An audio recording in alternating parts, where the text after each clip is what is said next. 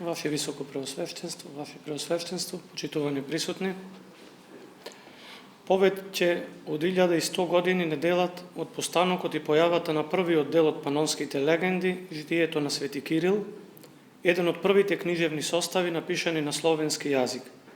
Некои биле создадени и првите преводи од грчки на словенски јазик, кои ги извршиле светите браќа.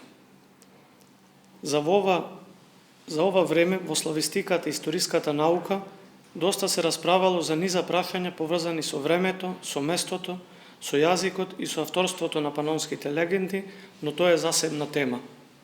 Овде ќе стане збор за тоа како овие житини творби, преку умешноста на нивниот автор, преку живи диалози, многу метафори и други стилски изразни средства ја сликаат личноста на Свети Кирил философ, како сеопфатен теолог и познавач на богословската мисла. Житието на Свети Кирил, со својот понатамошен текст, само го потврдува она што го сведочи на својот почеток за младиот Константин. Кога го дадоа да се школува, напредуваше во учењето подобро од сите ученици, така што сите му се чудеа на сваќањето и на големиот успех во вештините. И кога дојде во Цариград, го дадоа на учител да го учат. Откако ја изучи сета граматика за 3 месеца, се зафати со други науки. Кај Лава го изучуваше Хомера и геометрија, а кај Фотија диалектиката и сите философски науки. Освен тоа и реторика и аритметика, астрономија и музика, кои сите други елински вештини. Така совладеа со сите нив, како да учел само една.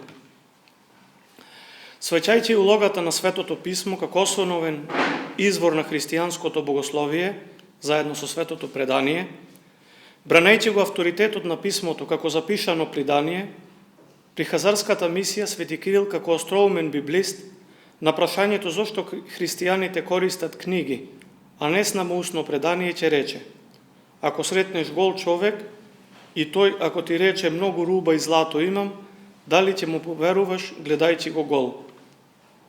Како голем познавач на систематското богословие, Свети Кирил философ длабоко ги познава двете негови основни гранки – догматиката и христијанската етика.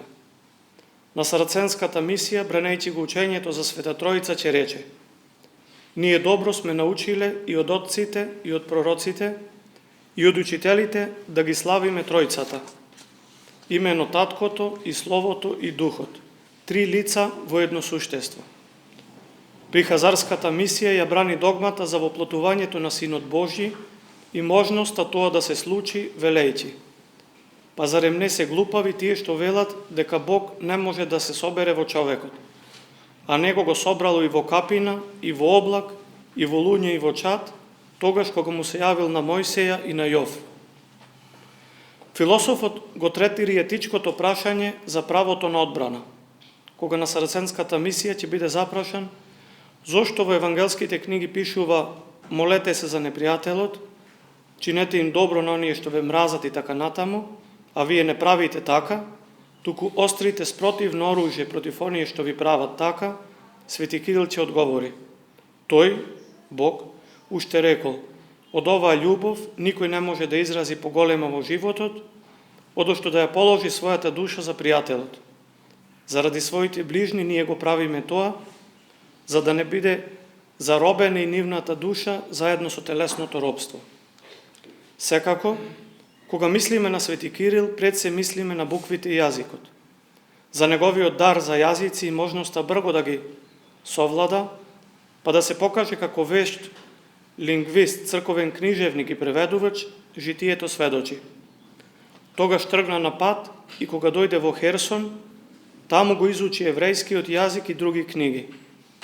Ги преведе 8 делови на граматиката и со тоа уште повеќе ги продлабочи своите знаења. Меѓутоа, таму живееше и некој самаритјанин кој идеше кај него. Па еднаш донесе самаритски книги и му ги покажа. Философот ги измоли од него, се затвори в куќи и фати да се моли. А бидејќи Бог му даде разум, почна да ги чита книгите без грешка. И уште, таму најде Евангелие и Псалтир, пишувани со руско писмо.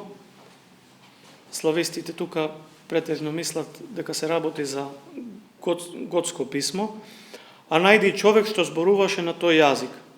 Разговарајќи со него и откако совладеа со силата на зборот, преведувајќи на свој јазик, ја изнајде разликата меѓу самогласните и согласните букви. И молејќи му се на Бога, набро го започна да чита и да зборува, па мнозина му се восхитува и го фалеа. Секако, најголемото сведоштво за овој негов дар е составувањето на словенската азбука и преводот на првите црковни книги. За подготовката на моравската мисија житието сведочи. Тогаш философот отиде и по својот стар начин се оддаде на молитва заедно со своите соработници и набргу му се јави Бог, кој секогаш ги послушува молитвите на своите слуги. И тогаш ги состави буквите и започна да ги пишува зборовите на Евангелието. Во почетокот беше Словото, и Словото беше во Бога, и Бог беше Словото и друго. Свети Кирил философ е и црковен химнограф. Уште од својата младост ќе состави похвала на Свети Григори Богослов. О, Григори, човек во телото, ангел во душата, бидејќи си во телото човек, се јавуваш како ангел, а твојата уста, како еден од серафимите, го прославува Бога и ја просветува сета вселена со толкувањето на вистинската вера. Затоа и мене, што клечам пред тебе со љубов и вера, прими ме и биди ми просветител и учител. Наместо заклучок, ќе ги цитирам зборовите на Свети Кирил философ, со кој го одбрани ширењето на христијанството на словенски јазик. Не врне ли дожд, од Бога еднакво за сите, а сонцето не грее ли така за сите? Зарем не дишиме воздух сите еднакво?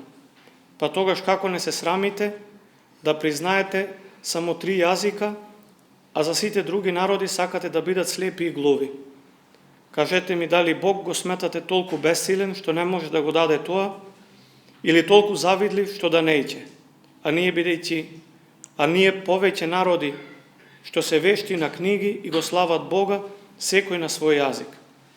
Преку овие зборови на Свети Кирил, од тогаш до денес, широко се отвораат вратите за можноста на секој народ и секој поединец духовно и културно да се развива во својата посебност и во својот идентитет. Ви благодарам.